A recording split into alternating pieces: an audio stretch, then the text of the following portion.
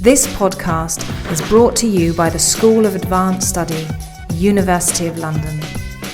Thank you very much for this introduction, and also thank you for the organization for inviting me. So this is briefly the overview of what I try to talk about in this talk of 25 minutes. So first of all, I would like to introduce the protagonist, Simon Stevin, his ideas about Dutch language and his unpublished work. The first case I will discuss is about the untranslatable. Then I will have a case which deals with the title of this session, so circulation of knowledge, translation and authorship. Then I will talk about transformation and experimentation, so the space the translation gives to experiment. And finally I will give a case which deals with the adaptation of an explanation into an independent product. So Simon Stevin was a mathematician, a Flemish mathematician.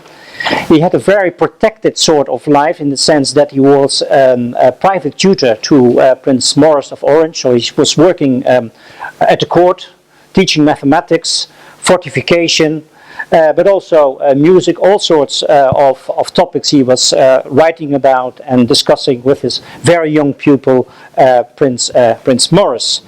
He had very strong ideas about language. So first of all, he had the idea that before antiquity there was the age of sages where everyone spoke Dutch. He also had the idea that Dutch was the most scientific language because it has the most monosyllables. So therefore you can very clearly express your statements.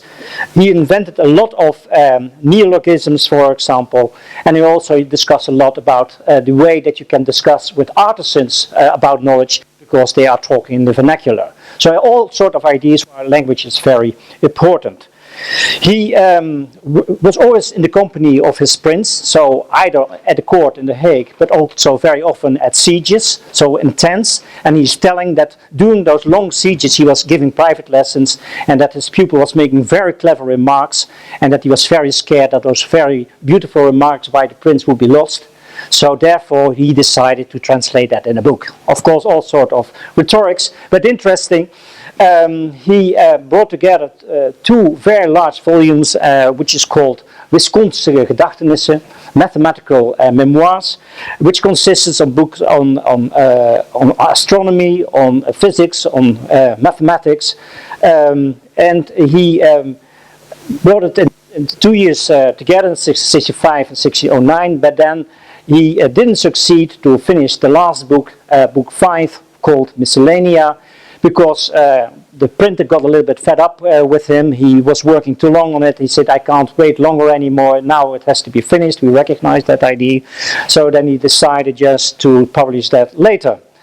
But that didn't work out. So when he died in 1620, a lot of his works were still not published. So some parts he managed to bring into other publications, but many of the manuscripts about music, about bookkeeping, and all sorts of topics, also architecture, where I have been working on, was not finished by the time that he died. So what I did was trying to make a reconstruction of a non-existing book. There are many notes of Stevin in other works when he is referring to the fact that he was writing a book on architecture and when he's saying something about the order of the book. That's what I've been working on. There were some excerpts of contemporaries and later people who have seen manuscripts of that have been working on. Then I've been looking into the tables of contents, which of course were all different, and I've tried to make some sort of sense out of it, and later reconstructions just to get a grip on that text. I put it together. But in the back I also put the original text which I found, just so that you can see where I took it from. Well, you see immediately that those people who are actually contributed to the preservation of the text of Simon Stevin also had completely different sort of intentions with it. So Isaac Beekman, who went to the widow of Simon Stevin in 1624 and made some notes, said, well, I was noting that which I considered best and most useful. Constantijn Huygens, who was at the court in The Hague, he has also access to the manuscripts, and he said, oh, here, quasi word by word, how Stevin reasons. And then you have the publication by son Hendricks Stevin in 1649, the mathematical memoirs. He uses the phrase, as the author intended. Given that this was not the intention to reprint the original edition of the Wiskunstige Gedachtenisse, which is arranged according to the writer's own wishes, I have not considered myself to be bound to the order of some of the pieces or parts as described in the summary of the 5th section of the aforementioned first edition, but have arranged these as I deem necessary in the circumstances and according to their internal logic. So I get to my first case, and this is a poem by the Dutch poet Constantijn Huygens in 1639. So he's writing a poem to his three children and explains the beautiful house which he has built himself according to the Italian classical style. He's very proud about it. The poem was not finished completely, so he ended halfway with some notes which he still had to bring in his poem. And what you see is a completely Latin poem, about 16 pages long, but there are only a couple of words in Dutch, and one is Stevin van het Welzand, and then he has a description with the term gelijkzijdig. Well, the first one is perhaps logical, Welzand, meaning something like quicksand, and the sand which is boiling up when there is water between the sand particles. Perhaps you found that difficult to translate. But the term gelijkzijdig means symmetry, and he must have been very appropriate with that question, with that term, because he read Vitruvius and all the Greek authors, so he knew the term symmetry. So this was a deliberate choice not to use the term symmetry in the way Vitruvius used it as proportional symmetry. He had a different sort of definition of symmetry in the sense as we use it now, mirror symmetry, that the left side of the body is the same as the right side of the body. And he's saying, like sidedness, the building must be like an animal or a bird, fish or crawling creature or other, in which one sees that the right side is the same as the left, but the front is not the same as the back. Thus, it is also unnecessary in architecture to make the back the same as the front. So no proportions, but it's all about left and right. And then once again he's saying that the building should be like an animal. And so it's founded in nature that you have like-sided sort of symmetry. He even goes further. He said instead of the word like-sidedness, the Greeks use symmetria, meaning proportionality. And then ends to say that if the Asians had used the word like-sidedness, these misunderstandings would never have occurred in architecture. So just wrong translation, wrong architecture. That's more or less what he is saying here. The second case is about translation and authorship. So in 1639, the same year in which Constantijn Huygens wrote his poem, he also received a letter by Marin Mersenne, who was interested in wells and in pumps in Holland. And he asked Huygens, do you know something? And Huygens said, yeah, luckily I have some manuscripts, and this is describing an invention at the beginning of the 17th century, in 1605, where in Holland and Amsterdam, one was able to drill at a great depth just to get out very clear, good water, because you must have mentioned that very often that it is salty, the ground, and you need to have good water. But they found a method. It was a patented method by Job Adams and Peter Anton, who had developed a drill in which they could go into the ground and get that water up. Now, Mersenne was very interested, so he immediately sent some questions to Huygens, so a long list, can you please answer that? And then Huygens goes to find that person at his home, and he don't find him, but a nephew has an interview with him, and then he reports back to Mersenne. Mersenne puts that in his own publication, and finally, so Christian Huygens is talking about this description at the beginning of the 17th century. So this is the drill. On the left-hand side, the one was patented by Peter Anton, and the right-hand side we see a description of that drill and the way Stevin described that experiment in 1605 in Amsterdam. So that's what then he writes to Mersenne. After having translated the principal questions about the practice of our wells of Flemish that you wish to be answered by me, I set out to find the master in Haarlem. There I did not find my man who had worked on the wells in Amsterdam, but finally found him in Ouwerkerk in the surroundings of Amsterdam, where after a strong conversation he brought me memoirs that I have turned in French for your use, with a small drawing of my hand to illustrate the text. So at least he had seen that there were some memoirs there at the home of that nephew, and also apparently there was still a drawing, probably a copy of that original painting drawing, which he then copied and sent to Mersenne. But then he continues and saying, but you will find some contradictions between these descriptions and the one that Stevin has written.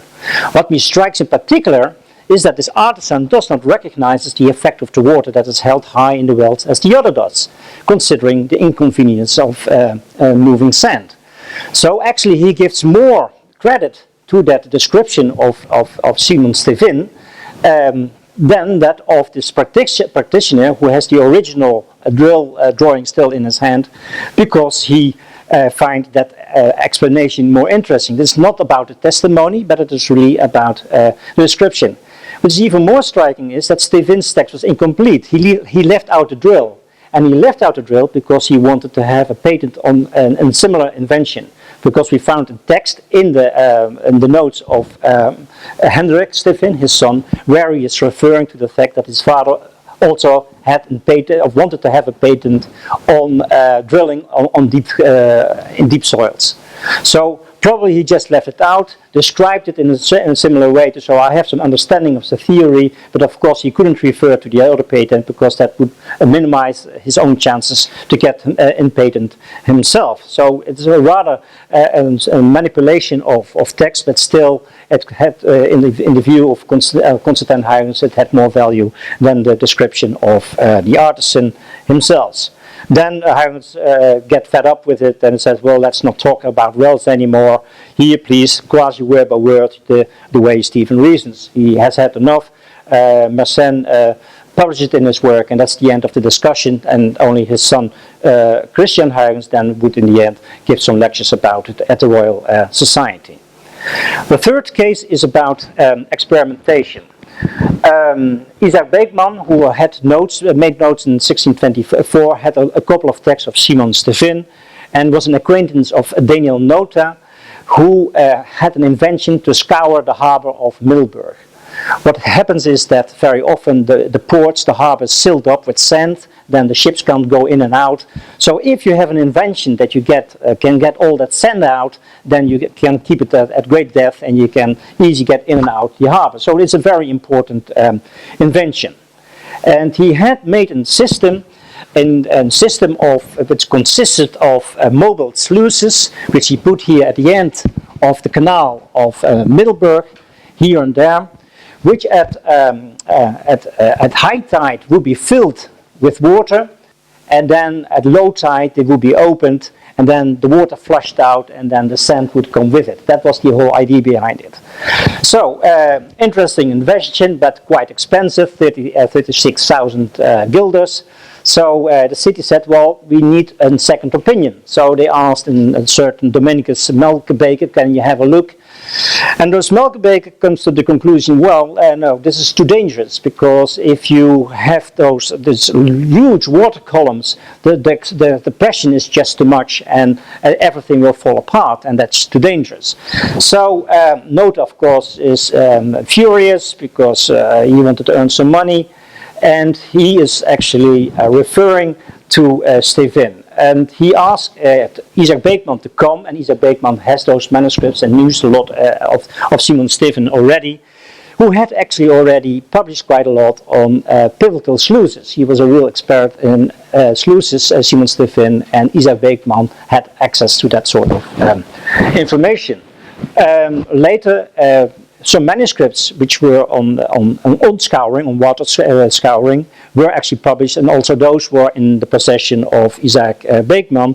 And here you see a representation of different sort of types of harbors in the Netherlands, where you see how you can make use of water scouring just to keep them on depth.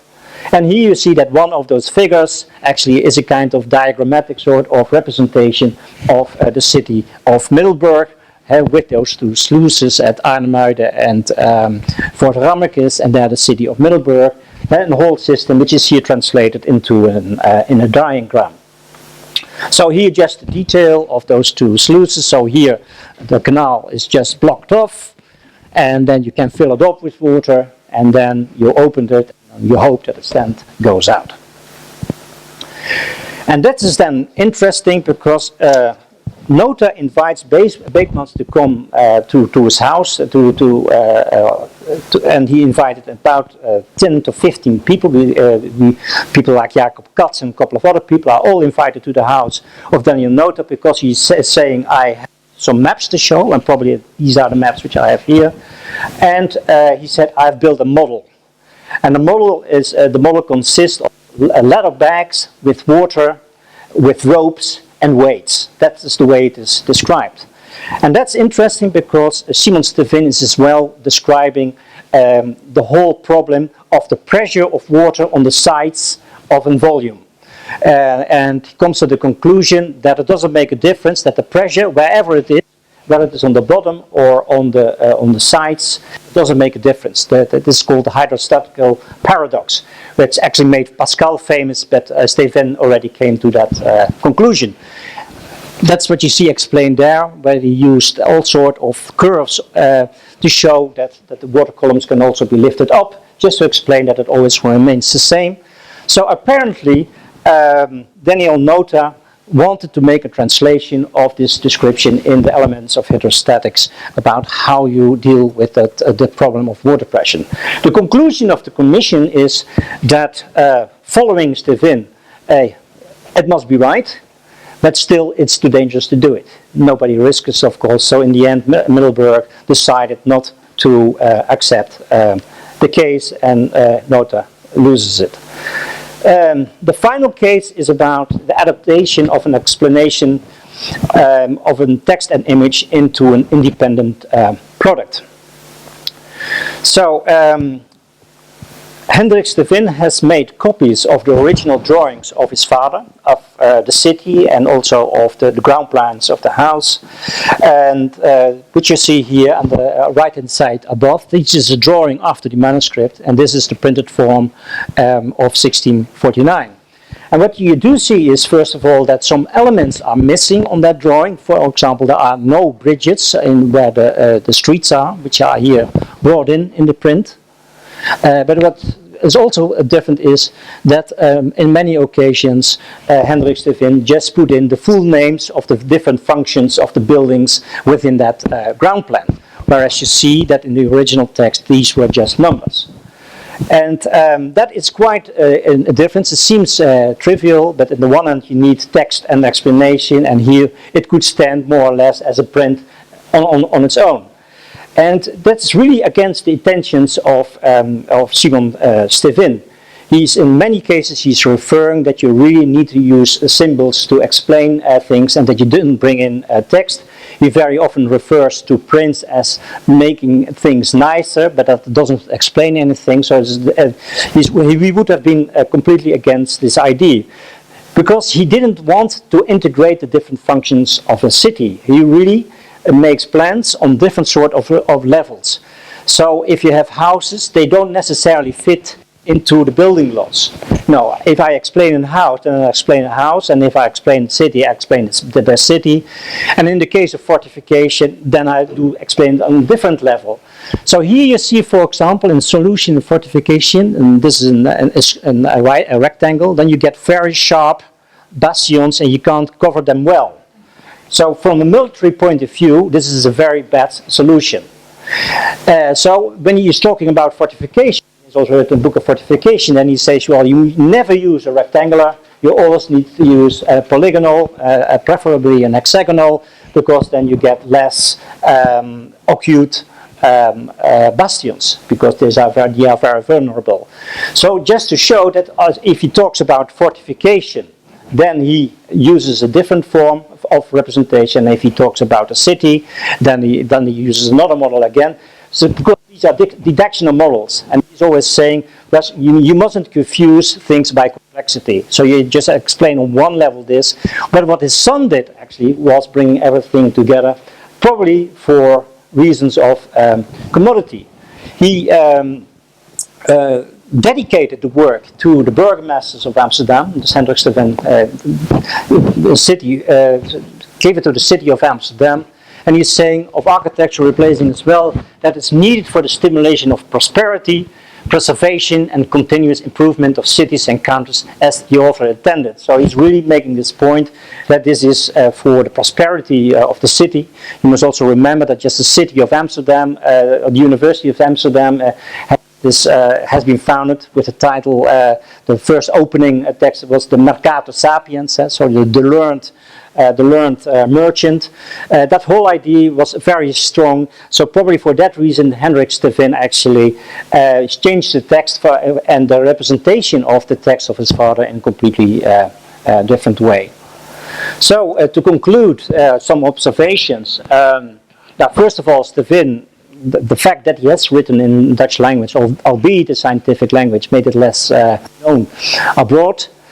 Nevertheless, his neologisms, and there are quite a lot of them, had an impact on Dutch poetry. So there are many references in Dutch poetry to the fact that he has enriched the Dutch language. It also means the fact that his work was not translated, that it left multiple authors actually space for manipulation and experiments, so it gave them room actually.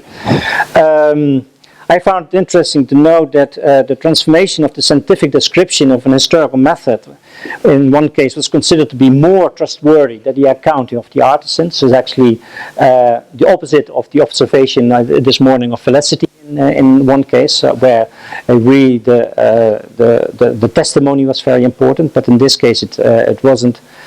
And finally, attempts to preserve Stevin's legacy were, despite Hendricks' claims, not as the author intended, but seemed to have been directed by the wish to turn this work into a commodity. Thank you very much.